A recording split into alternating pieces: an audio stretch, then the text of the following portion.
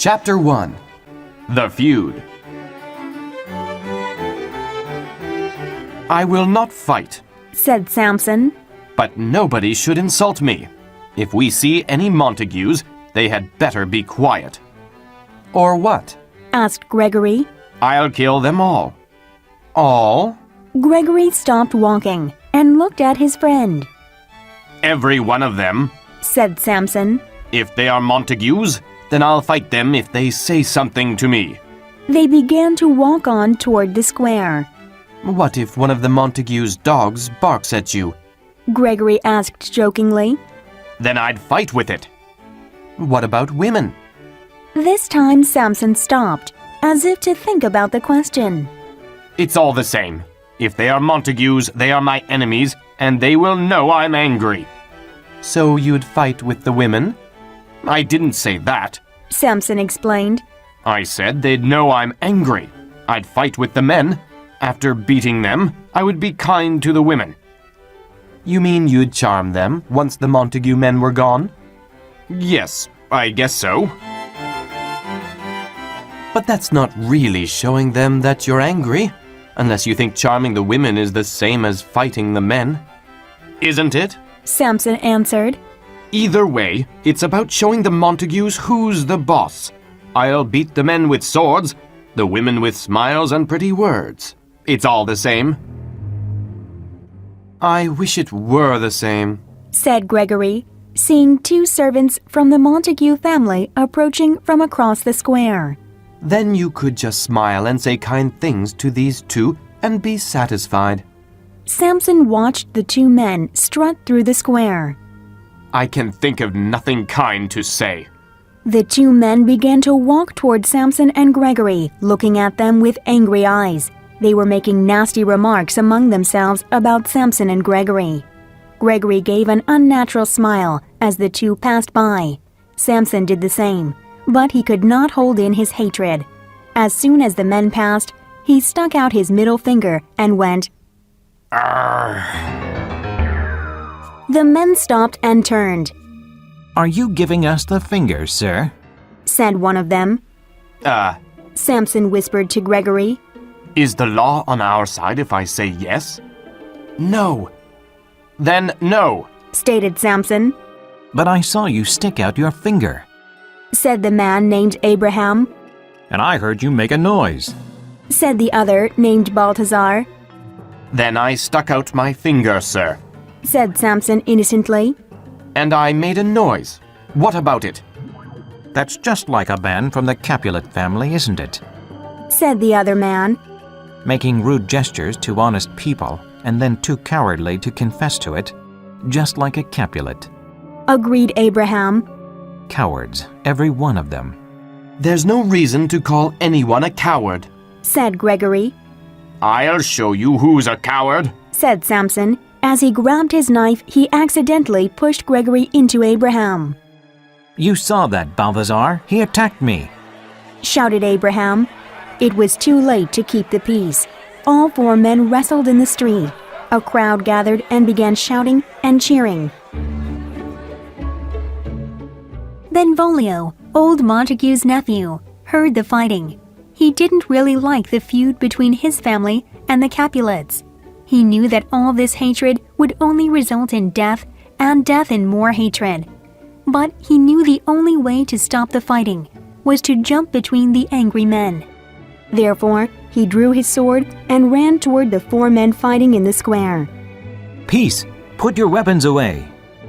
Benvolio shouted as he pulled the men off each other. A tall man walked forward. He pulled out his sword and touched the point. It was Tybalt, Capulet's nephew, an arrogant man of 30. He was very arrogant, but he was also the best swordsman in Verona. Tybalt, Said Benvolio. put your sword away. I'm trying to keep the peace. Please help me. Peace? You stand there with your sword in your hand, talking of peace? Tybalt spoke with a twisted smile. Benvolio barely had time to defend himself before Tybalt lunged at him. The crowd cheered again. Kill the Montagues! Yelled some. Kill the Capulets! Others yelled, Kill them all! yelled Moore. Here, the Capulets! Murmured an old man who was walking out of a nearby church. It was Capulet, holding on to his young wife's arm. Give me my sword. Sword? His wife scolded. You need a cane, not a sword. I know it's Capulet. Another old man hobbled across the square. It was Montague. Lead me over to him, he said. How can you fight? You can barely walk, said Lady Montague. Then the crowd went silent and some horses neared. Aeschylus, the Prince of Verona, and his soldiers rode toward them. He circled Tybalt and Benvolio. The onlookers hurried off. Rebels! Roared the prince. Throw your weapons to the ground! Tybalt and Benvolio did as the prince commanded. Now, Aeschylus said, where are the people responsible? I'm talking about the two older men, Capulet and Montague. He searched the streets and found the two old men. You, Capulet, and you, Montague, stand in front of me. The two old men came forward. You are leaders in this city and are supposed to be moral. But instead of teaching the people how to be noble, you force them to participate in your pointless feud. Well, I've been patient for too long. He drew his sword. If your feud ever disturbs the streets again, you both will pay for it with your lives. Do you understand? They both nodded. When Montague's people returned to their palace, Lady Montague spoke to Benvolio. My Romeo wasn't in this fight, was he? No. Said Benvolio. If Romeo wasn't with you, then where is he? The last time I saw him, madam, was this morning. He was lying on the garden wall, and he looked so sad. Oh, my poor Romeo. Lady Montague clasped her hands. Do you know why? No, madam. I went over to him, but he ran away. I also have seen him in the garden looking sad. I've asked him why, but he said nothing to me. Lady Montague smiled sadly. As they reached the palace, a young man stepped out of the rose bushes. There's Romeo now, madam, said Benvolio. Should I talk to him again? Please, said Lady Montague. She patted Benvolio's wrist and left with her husband. Good morning, cousin, said Benvolio. Is it still morning? Said Romeo, tossing a stone into the fountain. It is only 9 o'clock. Sad hours pass slowly. Romeo threw another stone. Why do the hours seem so long? I don't have anything to make them short. You mean love, said Benvolio happily. I thought you might be in love.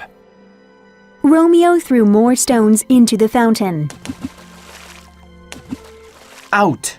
Benvolio wasn't sure what he meant. Was he telling him to go?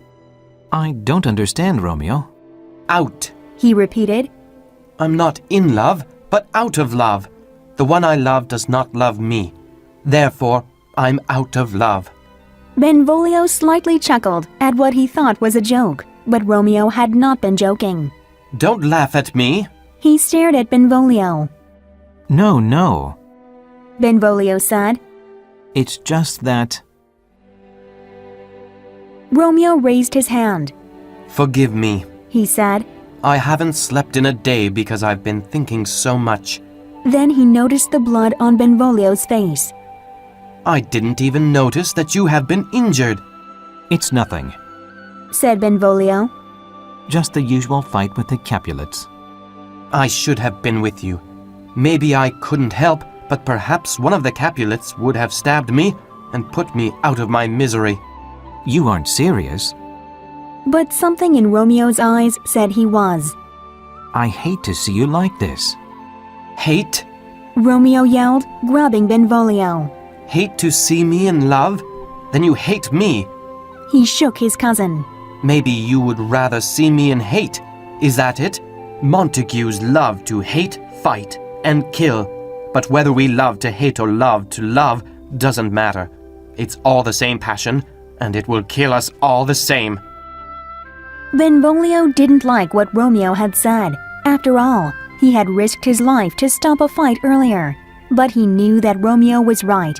and that the problem with the family was because of excessive passion. He also knew that Romeo possessed that same passion. He wanted to help his cousin. Can you tell me who it is that you love? A woman. He mumbled. Yes. Said Benvolio. Who? Rosalind. Said Romeo. Rosalind? Benvolio brightened. Things may be all right. I know she will be at a party in the Capulets' house tonight. In the Capulets' house? My father's enemy? I cannot enter the Capulets' house. I will surely be killed. Although, that may not be so bad. Cousin. Said Benvolio. Mercutio, one of our friends, is invited to the party. We can go with him. We will wear masks so no one will recognize us. Romeo looked up happily. Not ready to die yet, eh? Benvolio was glad to see Romeo look a little happier. But I warn you, there will be so many pretty girls there that you will forget about Rosalind. Oh, Benvolio, there is no one more beautiful than her, and I would not want another. Believe what you want. Said Benvolio. Just get ready for the party. Capulet, drinking some cool water, leaned back in his chair. I'm glad that Montague has to follow the same rules as me. Both of us will die if either of us breaks the peace. He laughed. Break the peace? That's funny. Why? Asked Capulet's kinsman Paris. Because the two of us are too old to break the peace. Old men like us should be able to stay out of a fight. That's true, sir. But what about your young kinsmen? They don't always think clearly when they are angry. Yes, Said Capulet. the young think with their hearts and not their heads. But they will listen to their elders. Let's hope so. Said Paris. You both are such gentlemen. I can't believe this quarrel has continued for so long. Truly, and I think I've even forgotten how it started. Capulet laughed again. Paris laughed with him, but he wanted to change the subject. Have you thought about my request? Your request? I had almost forgotten. Said Capulet. Are you opposed to the marriage? Asked Paris. No, Answered Capulet. though I'm not really for it either. You are a fine young man, but Juliet is so young. Give her 2 more years. Many ladies younger than her are already mothers. Paris gently objected. Because they married too soon. Snapped Capulet. But he knew that Paris was right. His wife was Juliet's age when they married, but Capulet wasn't ready to see his only daughter get married. However, there was no reason why she shouldn't get married. After all, she couldn't stay his little girl forever. I think I have upset you, Said Paris. You are her father, and you know what is best for her. Wait, Said Capulet. Paris stopped. I will agree to the marriage, Said Capulet. but the final decision is hers. Come to the party tonight. If she agrees to marry you, then you will have my blessing. Thank you. I will. Cried Paris as he walked out of the room. Alone, Capulet looked out the window. He imagined Juliet falling in love, just as he had done. Then he went to sleep.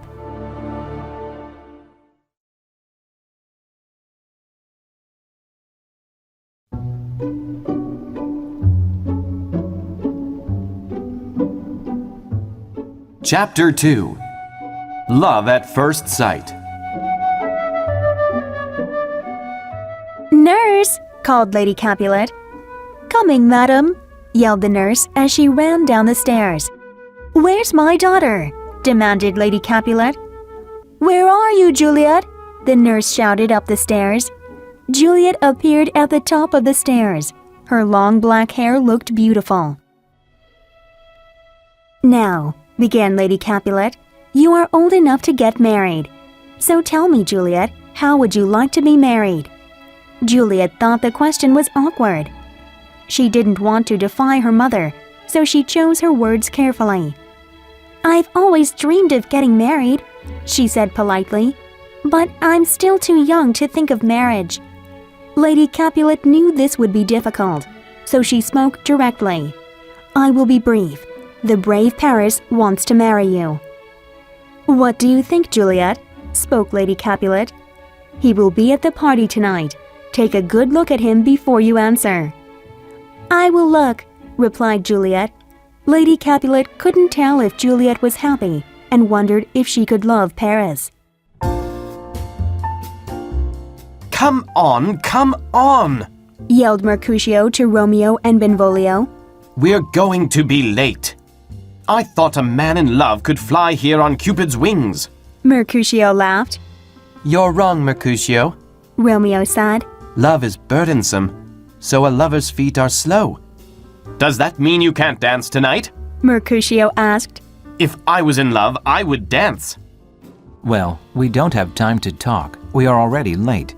I am sure we've missed dinner and will miss the dance if we don't hurry, Said Benvolio. It's okay if we are late. Said Romeo. I fear tonight will be a disaster.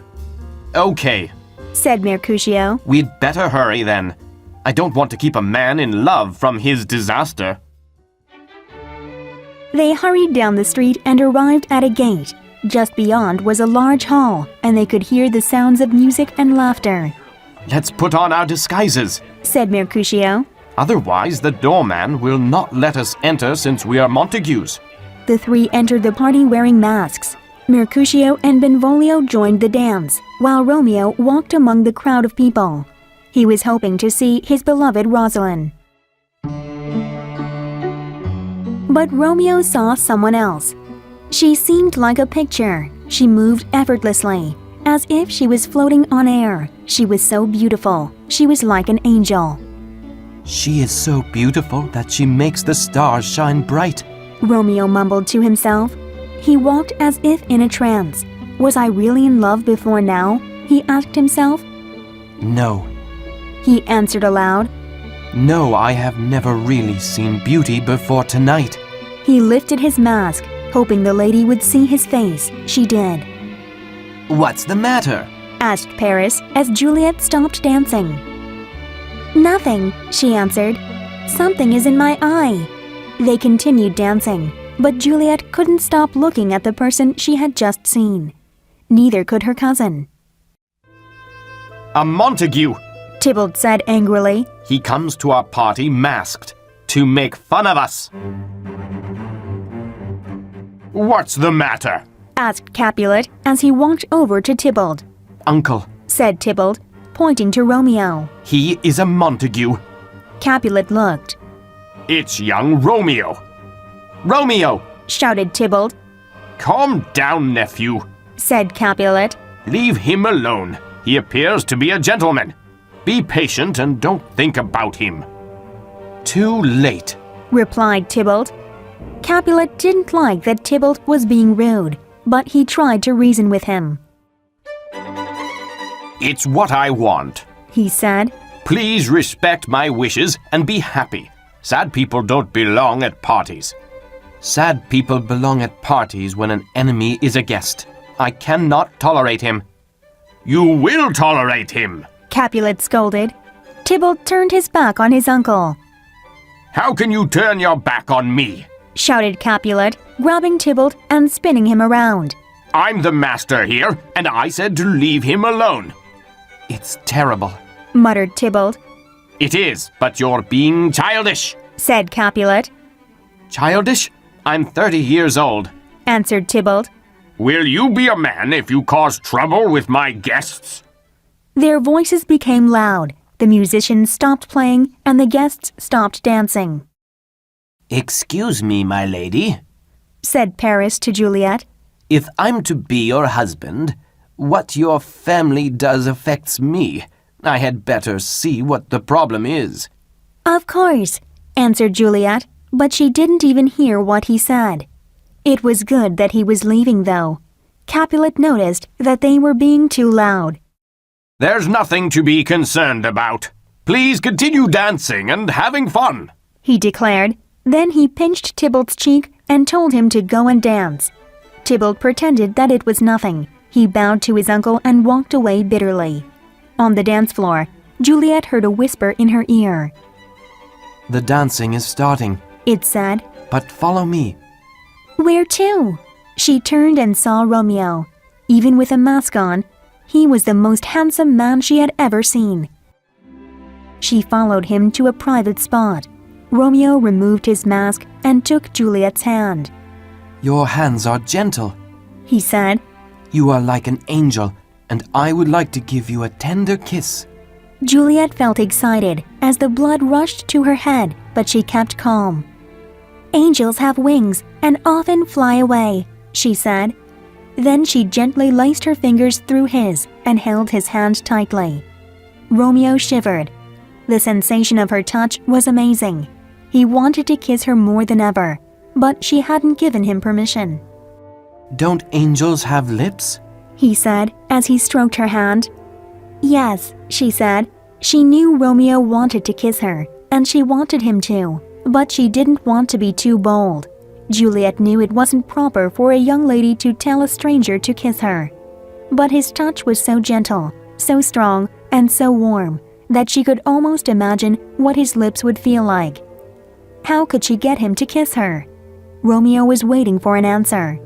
Juliet turned her eyes away because she was afraid he would know how she felt. I guess your lips don't desire a kiss, he said as he began to release her hand. But Juliet wouldn't let go. She moved Romeo's hand to her heart. Romeo felt Juliet's heart pounding. She looked so amazing that he felt like he would melt away if their lips touched. Yet Romeo couldn't believe what he did next. He kissed her. "Madam!" yelled the nurse, pushing her way toward them. "Madam, your father and Paris are looking for you." Juliet stepped away, still staring at Romeo. Romeo put his mask back on. Who is her father? The nurse recognized Romeo. "This is Juliet, and her father is the owner of this house," She is a Capulet? said Romeo. "As you are A bachelor. interrupted Benvolio. Come. He whispered. We've been discovered. We have to leave before there is trouble. There is already trouble. Said Romeo. Who is that gentleman? Asked Juliet. The most handsome man I've ever seen, answered the nurse. Is he married? Asked Juliet. No, but he might as well be. Juliet stared at the nurse. What do you mean? His name is Romeo Montague, the only son of your great enemy. Of course, he would have to be a Montague, said Juliet. She didn't explain, but thought deeply of Romeo. She knew right then that her whole world had just changed. She could no longer live in her old world, the one without Romeo.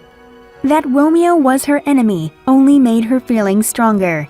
She knew at that moment that the world and not her love would have to change. It was simple. So, she said, my only love has come from my only hate.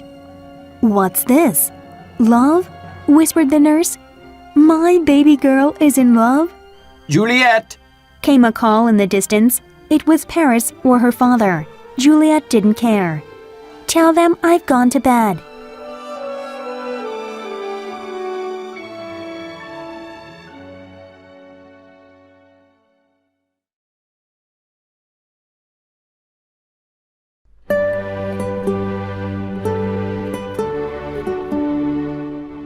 Chapter 3.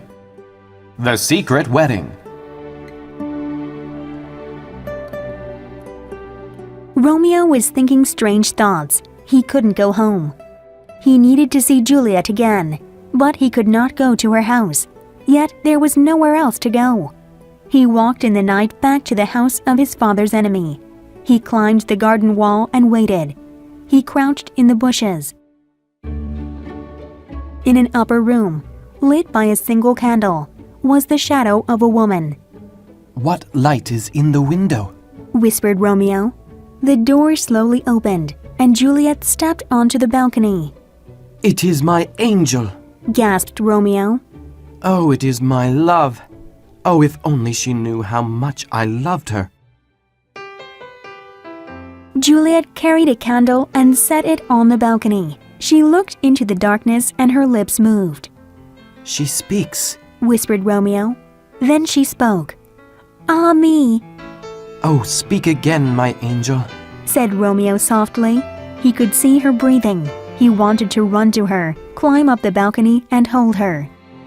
But he feared that once she knew his name, she would hate him. Juliet spoke again. "Oh, Romeo, Romeo, why are you my sweet Romeo? Forget that you are a Montague. If not, just say you love me, and I'll no longer be a Capulet." Romeo fell backward. Had he died? Was this heaven? He stood and looked. Juliet was still there. "It is only your name that is my enemy," Juliet said. "What's a Montague? It's only a name, and a rose would smell just as sweet if it was given another name. Romeo, forget your name and be only mine." Romeo couldn't endure it anymore. I will be only yours. He cried, coming forward. Just be my love, and I will never be Romeo. "Who's there?" said Juliet, stepping back. I don't know how to tell you who I am, said Romeo. I hate my name because it is the name of your enemy. "I haven't heard you speak much, but I know the sound. You are Romeo and a Montague." "How did you get here?" she demanded. "And why?" "The walls are high and hard to climb, and it's dangerous if anyone finds you here." It was because of love that I jumped over the walls, and a person can do anything for love. Love. Romeo had said love. She wanted him to say it again, but she was afraid. "I'm afraid someone will find you here," Let them find me. said Romeo. I would rather die here with you than live miserably without your love. She closed her eyes and imagined him. "Do you love me?" she whispered. I love you more than words can say. Answered Romeo. "Madam!" came a voice from within the house. It was the nurse. Juliet's eyes opened wide. "A noise! Go, dear love!" Romeo began to tiptoe away, but Juliet didn't want him to leave. "No, stay!" Juliet leaned over the balcony. "What can I do to make you happy?" You can give me your heart, and I will give you mine. "I gave it to you before you asked." Juliet smiled. "My love is boundless and as deep as the sea. The more I give to you, the more I have." "My lady!" shouted the nurse. "In a minute!" yelled Juliet. Then to Romeo she said, "If your love is real and you want to marry me, please tell me." I do want to marry you. Said Romeo. "When?" Tomorrow. Promised Romeo boldly. I'll come myself. "No," said Juliet. "It's too dangerous. I'll send my nurse. When will you be ready?" By 9 o'clock tomorrow. "It will seem like 20 years till then," she said, "but I will endure it. Go now." Romeo stepped away. She blew a kiss. "Good night, good night. Parting is always sweet sorrow, but I will see you tomorrow." He could almost feel her kiss touch his lips. I will not sleep until then. He said, and then disappeared into the night. Friar Lawrence was working in the garden. Ah, He breathed in the smell of fresh flowers. the earth is a wonderful thing. He thought. It gives life to new flowers and trees. He pulled a pair of scissors from his pocket and began to prune the flowers, humming as he worked. Good morning, Father. Came an urgent voice. Friar Lawrence turned and saw Romeo. My boy, He said, what are you doing up so early in the morning? I've never known a young man to wake up so early. He smiled warmly. Or maybe you did not go to bed last night. I didn't go to bed, but I got the sweetest rest anyway. Were you with Rosalind and resting without sleeping? Friar Lawrence asked. Rosalind? I have forgotten all about her. That's good, my son. But then, where were you? Dancing with my enemy. Romeo exclaimed. That's where I forgot about Rosalind and learned what true love is. Friar Lawrence rubbed his eyes. You're confusing me, Romeo. He said, Speak directly. I love Capulet's daughter. said Romeo. And she loves me. We've just met, but our love is everlasting. We have sworn to marry. You must marry us today. Marry you? Friar Lawrence shook his head. You cried for Rosalind only yesterday. Now you say you will marry another? Didn't you scold me for loving Rosalind? I scolded you for idolizing her. Didn't you tell me not to love her? Yes, but not to fall in love again so quickly. You are too passionate. Don't we all live by passion? We live by reason. Insisted Friar Lawrence. We die by our passions. Well, then praise me for being reasonable. I now know you were right about Rosalind. I wasn't in love with her, but Juliet is perfect, and it's reasonable to love perfection, right? You must marry us. Friar Lawrence looked out at the sunrise. He couldn't believe what he was hearing. How could he marry someone so young and naive, and without the parents' consent? Father, Asked Romeo impatiently. The friar didn't answer. He continued thinking. Maybe a marriage would force peace between the fighting families. You have not persuaded me, Romeo. Said Friar Lawrence at last. But I will marry you, and I hope this marriage brings love to your two families instead of hate. Friar Lawrence put his scissors back into his pocket and led Romeo to the church. where is Romeo? Mercutio leaned against the church steps. You said he wasn't home when you got there. No, Answered Benvolio. but Tybalt has sent a letter to him. A challenge to fight? Asked Mercutio. Benvolio kicked a stone. I'm sure Romeo will accept the challenge. Then Romeo will die. Said Mercutio. Tybalt is an excellent fighter. Benvolio knew Mercutio was right, but Romeo was no coward. If Tybalt challenged him, Romeo would accept, and then Romeo would be killed. Benvolio didn't want to imagine that. I'd feel better if we knew where he was. Said Benvolio. There is our poor lover now. Pointed Mercutio. Romeo! Cried Benvolio. Why did you run away from us last night? Asked Mercutio. I'm sorry. Said Romeo. I had something very important to do. What were you so concerned about? About our friend. Said Mercutio. He's been so worried about love lately. We thought he might have done something terrible. Have you seen the letter, Romeo? Asked Benvolio. Letter? Yes. Said Mercutio. From the house of Capulet, your enemy. Romeo's eyes lit up. From the house of Capulet? What did it say? Why do you sound excited? Asked Benvolio. Is it news? Asked Romeo. I'm so in love. It seems like 1,000 years since I last heard her voice. Where is the letter? What do you mean, her voice? Asked Benvolio, puzzled. He's crazy. Said Mercutio. And I must be too. He rubbed his eyes. Is that an elephant coming toward us? They all looked up and saw Juliet's nurse walking toward them.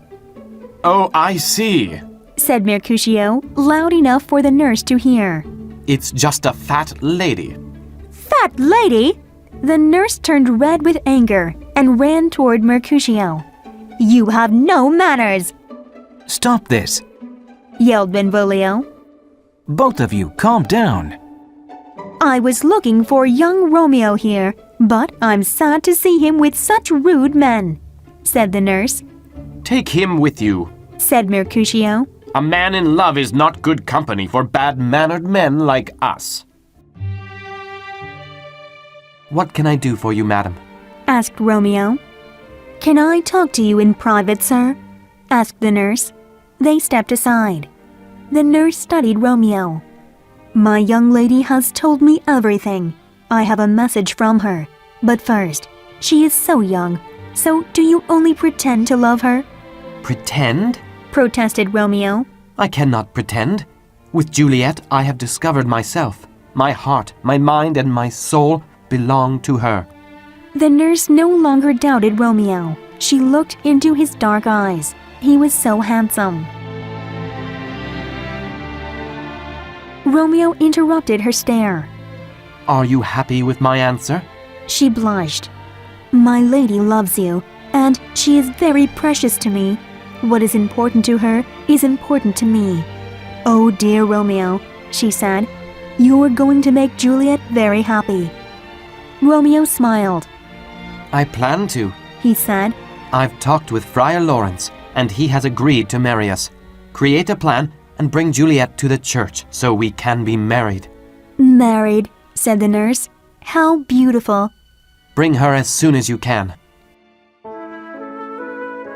Juliet paced back and forth in her bedroom. She was so impatient. I sent her so long ago, she thought. Why is she so slow?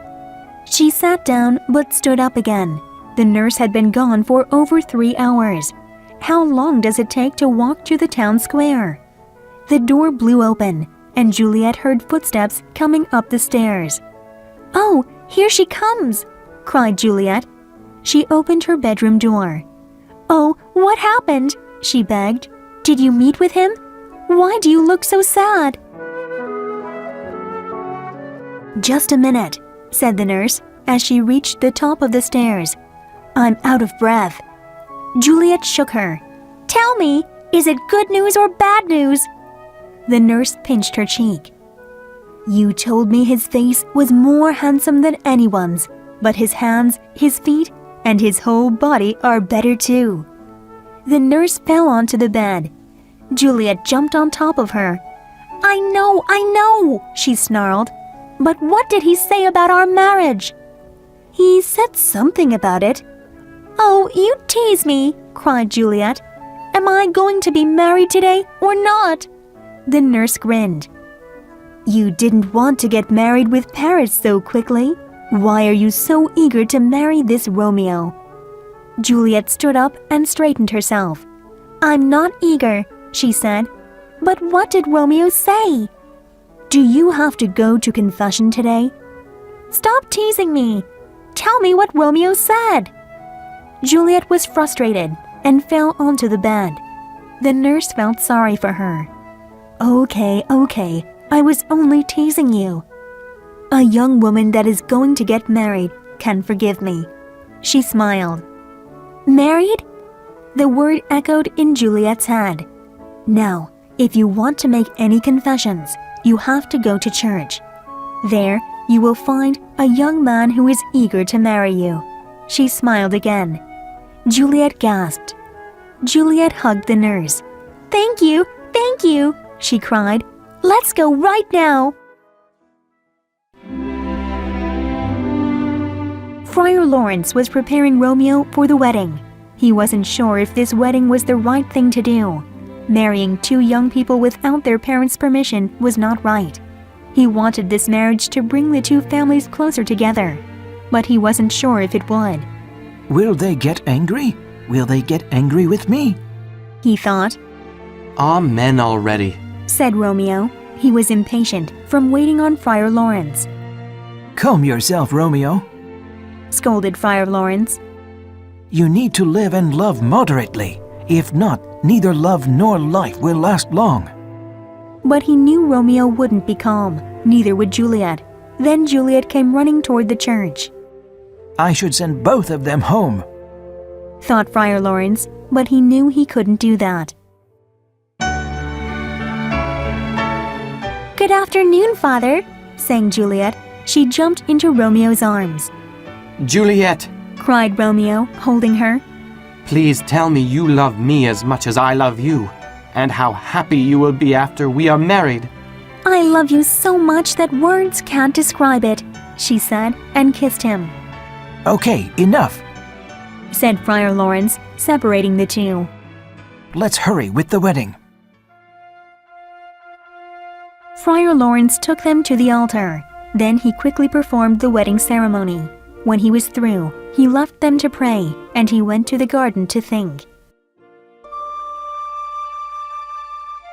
The nurse found him there. Romeo isn't welcome in Juliet's house, she said, nor she in his. What are they going to do? I haven't thought about that, replied Friar Lawrence. Maybe they can tell their parents soon. father, the nurse smiled. They are newlyweds. They want to be together. You are like a mother to Juliet. You should have thought about this problem before the wedding. Snapped Friar Lawrence. You married them, she replied. You should have thought about this problem too.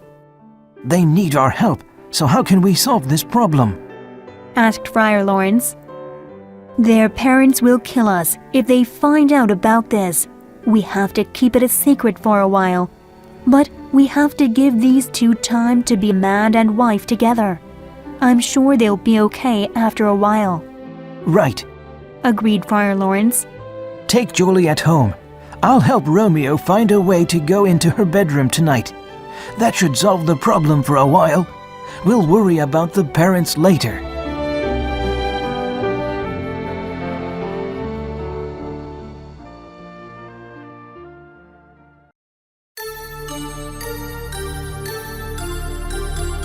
Chapter 4. The Sword Fight in the Square. A messenger came and gave Benvolio some news. It was the Capulets. They were looking for Romeo. Tybalt is really angry. Benvolio said to Mercutio. I think we should get out of here. I won't go, Said Mercutio. I don't want to be here when they come. Insisted Benvolio. I don't want to get into a fight. Just then, Benvolio saw Tybalt and some of his friends making their way across the street. Oh no! Said Benvolio. Here come the Capulets. Let's go. I'm not worried about them. Replied Mercutio. It was too late to leave. Good afternoon. Said Tybalt. Can I speak with one of you? Speak with us? Said Mercutio. That's a strange way to ask someone to fight. I will fight if you give me a reason. Answered Tybalt, putting a hand on his sword. He stepped closer. Mercutio, Romeo was with you last night, right? Where is he now?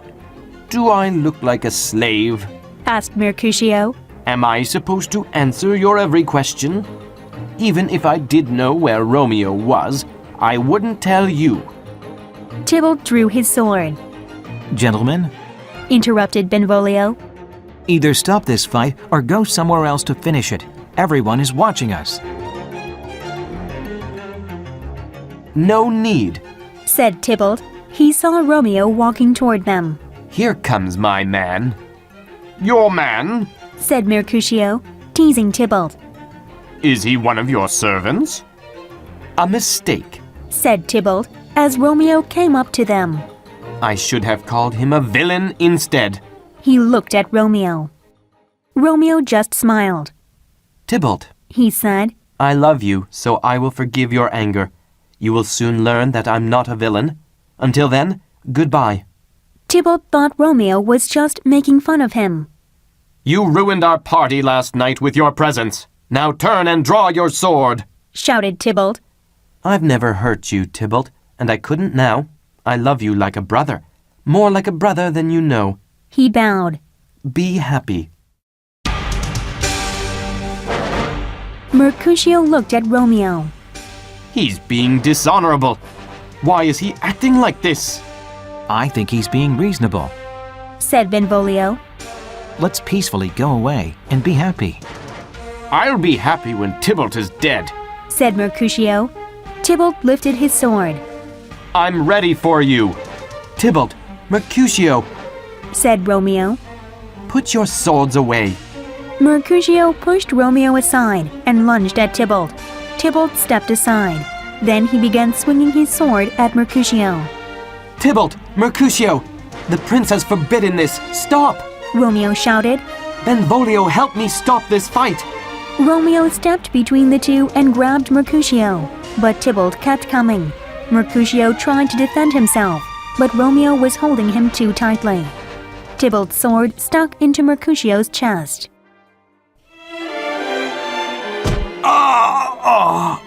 Mercutio cried, falling to the ground. Tybalt withdrew his sword and wiped off the blood. Benvolio ran to Mercutio. How bad is it? It's enough. Mercutio coughed. He put his hand over his chest. Blood gushed through his fingers. Be brave, Said Romeo. you'll be okay. No, Said Mercutio, his senses leaving him. I won't be okay. Blood began to come out of his mouth. Why did you come between us, Romeo? I couldn't defend myself. Romeo looked into his friend's eyes. I was trying to stop you. You stopped me, all right. Mercutio gasped. He has killed me. I'll take him to the doctor. Said Benvolio. As he prepared to lift him, he felt his pulse fade away. He's dead. He said. Romeo stared at Mercutio. My friend was killed because of me. He thought. And Tybalt teases us all. Oh, Juliet, I wish I could have married you one day later. Then Tybalt would not be my cousin, and I could take revenge on him. Romeo became so angry that the love and tenderness that he had felt began to disappear. In a second, he forgot about Juliet, about his marriage, and about the future. He wanted justice. He wanted revenge. He picked up Mercutio's sword. Romeo, Said Benvolio. put the sword away. Here comes Tybalt. Romeo didn't put the sword down. So you've returned to see Mercutio's dead body, and to see us cry at your feet? No. No, Tybalt! He yelled. Tybalt strutted up to Romeo. You poor little boy. He said. Do you want to die just like Mercutio? My sword is strong. Romeo said, and he struck at Tybalt. Tybalt blocked Romeo's blow with ease, but Romeo pressed on with incredible speed. Tybalt tried to keep calm. He tried to make it appear as if he could easily defend against Romeo's attacks. It soon became clear that he was not fighting a man, but an avenging angel. Romeo swung at Tybalt so violently that he could no longer feel his arm or the sword. He kept raging forward. As he did, he saw Tybalt's eyes change from being confident to panic, and then to horror. Suddenly, there was no more ringing of swords, no more shouting. The vicious face of Tybalt became peaceful. It was then that Romeo saw how much he looked like Juliet. He watched Tybalt fall to the ground. Let's get out of here. Yelled Benvolio. Tybalt's dead. The prince will kill you all if he finds you here. Romeo dropped his sword. It was covered with Tybalt's blood, the blood of Juliet's kinsman. Oh, I'm a fool. He said. They are coming. Benvolio screamed. Romeo, get out of here. Juliet stood on her balcony. She watched the sunset. Please leave us, son, she chanted. Quickly become dark so that Romeo can come into my bedroom. Then we can hold each other all night. The nurse slipped through the curtain and out onto the balcony. She looked worried. Juliet knew something was wrong. What's the matter? He's dead, she said. Juliet almost fainted. My Romeo? My love? Dead? No, said the nurse, but the truth wasn't much better. No, Tybalt. Tybalt is dead, killed by Romeo, and Romeo has been banished by the prince. Did Romeo really kill Tybalt? Juliet could barely speak as she started to cry. There are no honest men, replied the nurse. I hope something bad happens to Romeo. Juliet became angry. Don't say that! He killed your cousin. How can you defend him? Should I hate my husband? My cousin would have killed Romeo, but my husband is still alive. Juliet tried to stop crying. So why can't I stop crying? I should be glad that Romeo is still alive. The tears came again. Banished! He will never come to Verona or me again. Romeo stood up when Friar Lawrence returned to his room. Well, father, what news? What did the prince decide? Friar Lawrence removed his jacket and hung it on the coat rack. A gentle judgment. He said, knowing that Romeo would not agree. Not death, but banishment. Banishment? Romeo cried. Banishment is worse than death. Please say death. Friar Lawrence knew Romeo was saying this because of his love for Juliet. The prince could have killed you. He didn't. The prince is being kind. There was a loud knock on the door.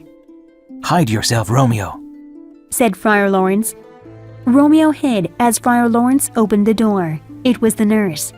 "Good afternoon, Friar," she said. "Is Romeo here?" He is very sad, but here. He said. Romeo! Romeo came forward. "He looks like Juliet," said the nurse. "Tears and crying," You break my heart, nurse, said Romeo. to speak of Juliet. "And you broke her heart," she said. "She wants to see Tybalt and you, but she can't see either," Because I'm the bad guy that murdered her cousin. said Romeo. I will make Juliet happy and kill that bad guy. He pulled out his knife and placed it against his chest. Don't do that. Friar Lawrence knocked the knife out of Romeo's hands. You amaze me. You killed Tybalt by mistake. But if you kill yourself, you will also be killing Juliet. She is still alive. Will you abandon her by killing yourself? The prince has given you life. Calm down and think about what you will do. Romeo collapsed in a chair. Friar Lawrence put his hand on Romeo's head. Meet your love tonight. Go to her room as we have planned. Comfort her. We will get you out of the city after you have done this. You can live in Mantua until we can fix things between your families. If your love is strong enough, it will endure. "Good idea," said the nurse. "I'll go and tell Juliet. You will come tonight." Capulet was at his home with Paris. Because of Tybalt's death, he realized that many of the young people didn't listen to him. Tybalt hadn't listened to him, and so he had died. Capulet didn't want his only daughter to make the same mistake. Wife, He commanded. speak to Juliet before you go to bed. Tell her that Paris loves her. Tell her that on Thursday, 3 days from now, she will marry Paris. Lady Capulet bowed and left. Is this okay with you? Capulet asked Paris. Of course. I only wish that we could marry tomorrow. He answered.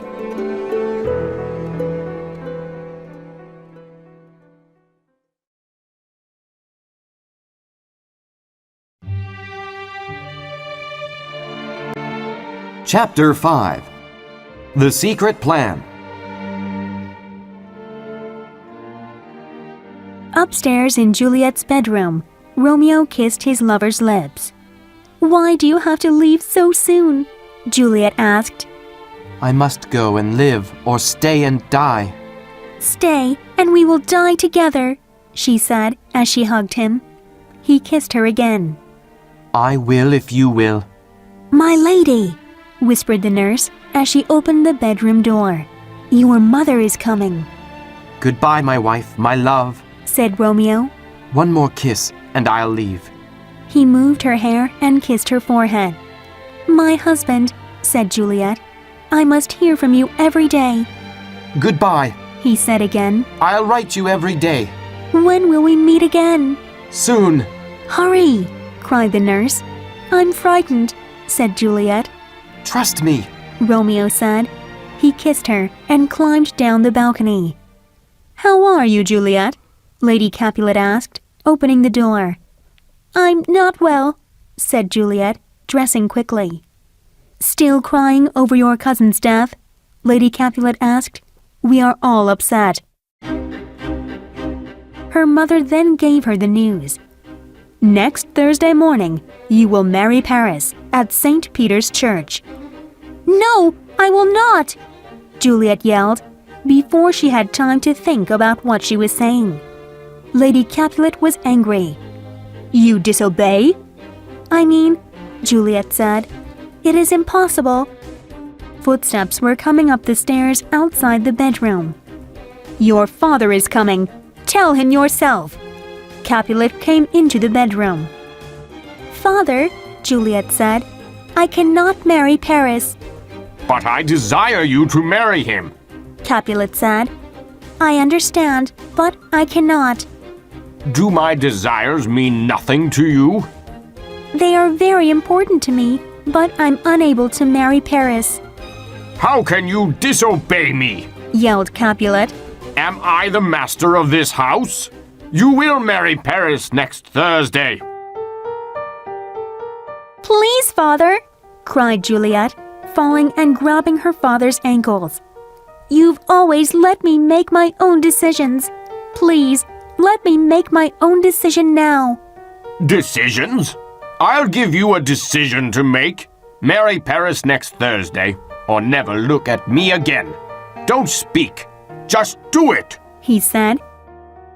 Juliet cried and held her mother. Lady Capulet pushed her away. Your father is only doing what's best for you. Don't speak anymore. She left Juliet alone with the nurse. How can we prevent this? Say something. What can I do? The nurse didn't have an answer. She knew if Juliet was gone, she would have no job and wouldn't be able to support herself. Nurse, pleaded Juliet. All right, she said. Here is my advice. Romeo's banished and can never come back. He's the only one that knows you're married. Well, I know and Friar Lawrence knows, but we won't say a word. Do you understand? If you marry Paris, only Romeo can challenge the marriage. But he won't, because he will never come back to Verona. Juliet was shocked. Are you serious? She looked into the nurse's eyes. It's the only way, she said. Paris will make a lovely husband. Thank you, nurse, said Juliet stiffly. You don't have to say anything else. Go tell my mother and father that I will marry Paris. The nurse felt sick to her stomach as she watched Juliet go to the door and hold it open. The girl was like her own daughter. Juliet had come to her for help, and all she could do was lie. What was worse, Juliet knew that she had lied. I said I will do it, nurse, said Juliet, crossing her arms. So you may go. I will go to Friar Lawrence in the morning and confess my sins. Meanwhile, Paris was at the church talking to Friar Lawrence. Thursday is too soon, Said the friar. That's what her father wants. Said Paris. but what does Juliet say? She is too upset because of her cousin's death. Paris explained. But her father says she will marry me. I'm sorry, Said Friar Lawrence. but you are hurrying this wedding and you don't even know what Juliet thinks. I don't like it. Friar Lawrence, came a voice. Friar Lawrence looked down the path and saw Juliet running through the garden. Oh, someday she will call my name and run to me like that. Said Paris. Friar Lawrence ignored him. What is it? She froze when she saw Paris. Nothing, father, she said. I have come to make confession. Hello, Juliet. Paris bowed. Juliet bowed and looked at Friar Lawrence for help. Paris, He said. you must give us time alone. Of course. He said. Juliet, I will see you on Thursday. He waved goodbye and walked away. Oh, Juliet, Said Friar Lawrence. I hear you must marry Paris on Thursday. Juliet looked at him. Certainly, Friar, you will prevent this from happening. Friar Lawrence looked at Juliet. Please understand. I see how it is, said Juliet. First my nurse and now you. You married Romeo and me, but now you won't prevent this second unlawful marriage. She angrily walked away, but stopped short and turned. You amaze me, you older people. You are so brave when there is nothing to fear, but when there is trouble, you run away. Is this the wisdom of older people? Well, I was prepared for this. She pulled out a knife. Juliet, Exclaimed Friar Lawrence. what are you doing? She put the knife against her heart. Since you will not help, this knife will solve our problem. Wait! cried Friar Lawrence. There is another way. How? Friar Lawrence thought quickly. Here! He said, pulling some flowers from his garden. I will make a potion from these flowers. The drink will cause a death-like sleep. When you are at home alone in your bedroom, drink this potion. You will feel cold and sleepy. Even your pulse will stop. Later, when your family takes your body to your family tomb, I will come and get you.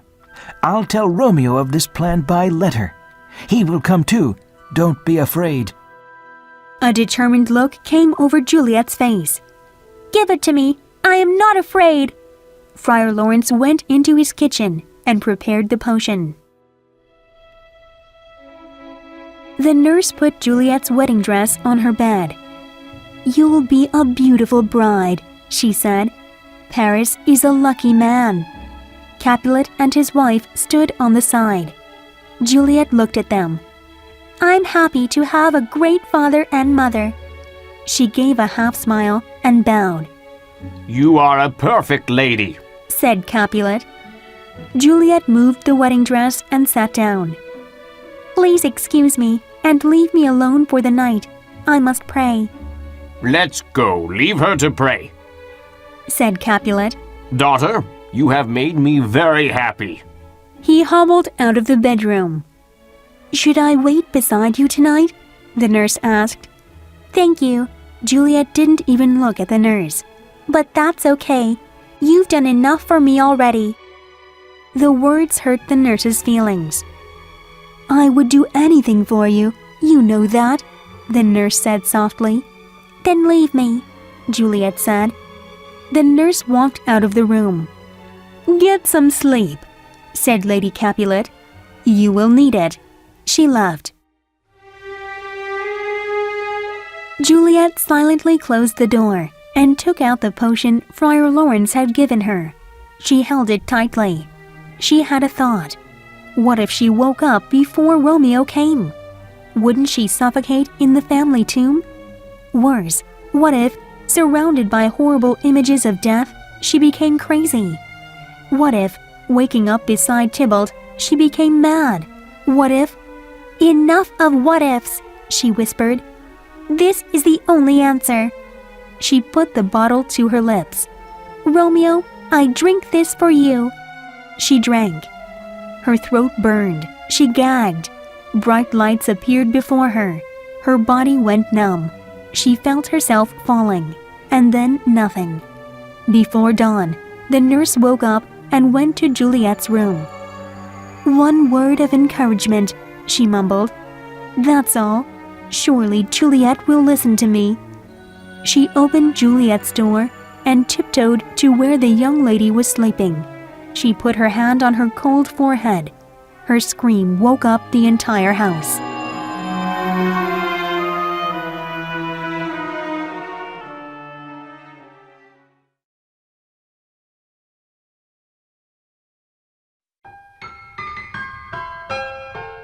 Chapter 6.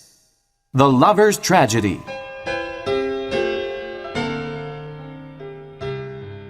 Balthazar's hand shook as he opened the door of Romeo's apartment in Mantua.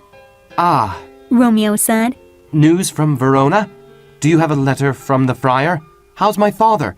How's my Juliet? Her soul is with the angels. Answered Balthazar. Her soul is always with the angels. Romeo smiled.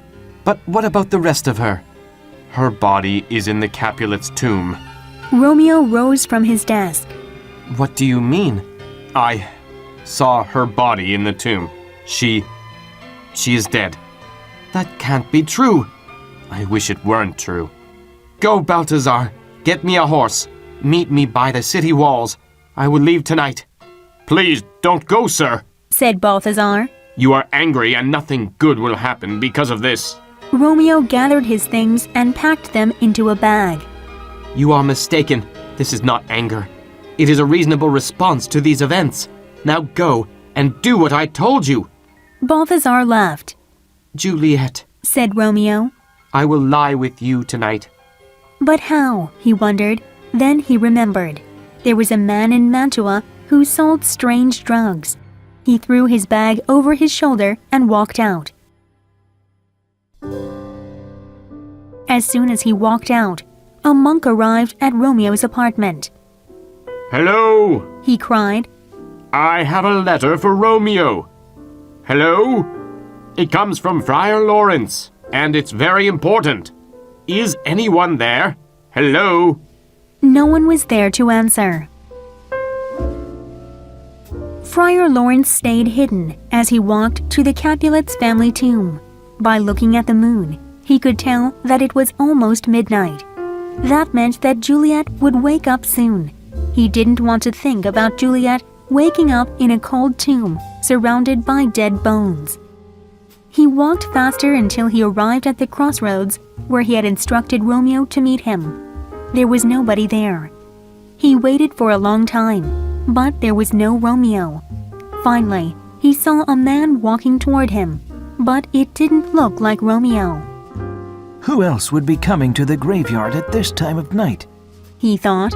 Who's there? Called Friar Lawrence. Friar Lawrence? Returned the voice. Is that you? Friar John? Asked Friar Lawrence, squinting to see who it was. Yes. Said Friar John. What are you doing here? Asked Friar Lawrence. Where is Romeo? That's what I came to talk to you about. Did you take the letter to Romeo? I never got the chance to. Said Friar John. I was stuck at the customs house. By the time I got to Mantua, Romeo was gone. Oh no. Said Friar Lawrence. I'm sure he has heard about Juliet's death by now and has, dear God, what has he done? You seem upset, my brother. Go to my house. Friar Lawrence said. Wait there in case Romeo shows up. Tell him Juliet is alive. Friar John didn't really understand, but he did as he was told. Wait here with the torch, Said Paris to his servant. The servant went to the side of the road while Paris went to the Capulets' tomb. He dropped flowers in front of the tomb. This, He told himself. I will do this every night to show how much I loved Juliet. As he dropped the flowers, he heard his servant whistle. Was it a ghost? Paris looked across the graveyard and saw a man approaching. He hid himself behind a large tombstone. It was no ghost. Thought Paris. It was Romeo with a crowbar, the man who killed Tybalt. Now he has come to destroy the tomb. Not while I'm here. Romeo started to open the door with the crowbar. Stop right there, villain. Paris commanded, stepping forward. Don't try to stop me. Romeo said without looking up. Leave me alone. The door groaned open. Paris grabbed Romeo by the arm. When Romeo felt his hand, he spun around and swung the crowbar, hitting Paris in the head. Paris fell dead to the ground. His servant, who had been watching, ran off to tell the soldiers. Romeo dragged Paris's body into the tomb. There on a stone he found Juliet's body. Romeo fell to his knees. Oh, my love, my wife. He said. You are still so beautiful even in death. He brushed the hair back from Juliet's face. You are the last thing I want to see on this earth. He pressed his lips against hers. Then he opened a small bottle. Here is to my love. He said as he drank the poison. The drug was quick. He placed his lips on Juliet's once more. With this kiss, I die. His body shook, and then he died.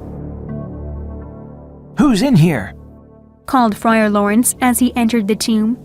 He lifted his torch and saw Paris dead on the ground.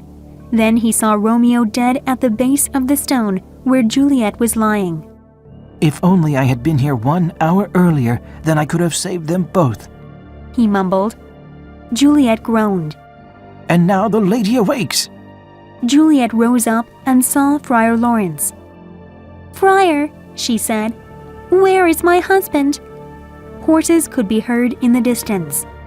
I hear some noise. Said Friar Lawrence. Let's leave right away. is Romeo?" demanded Juliet. They could hear voices coming closer. I cannot stay. Whimpered Friar Lawrence. Romeo is dead on the ground. Paris is also dead. Now, come on.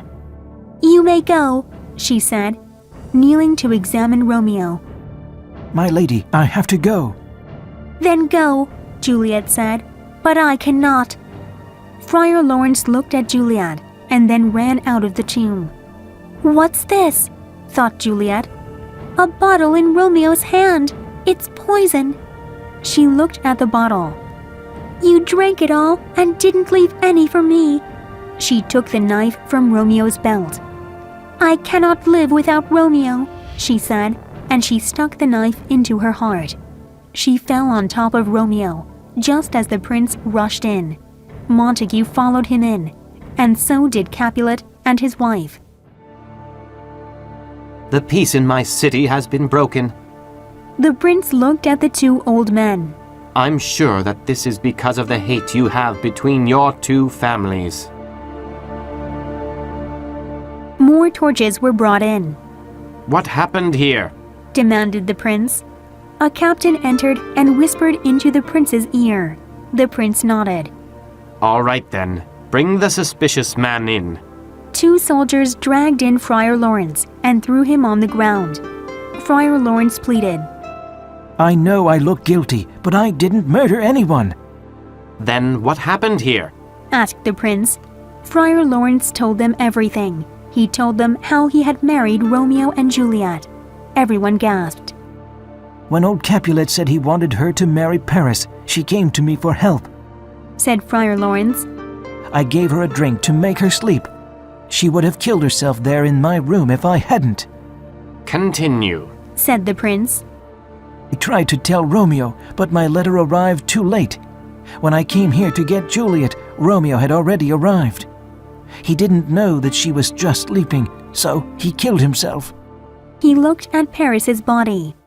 I guess Paris died trying to stop Romeo from entering the tomb. I tried to get Juliet to leave, but she wouldn't. Why didn't you stay with her? Asked Capulet. I was afraid. I'm a coward. He cried. Enough. The prince said.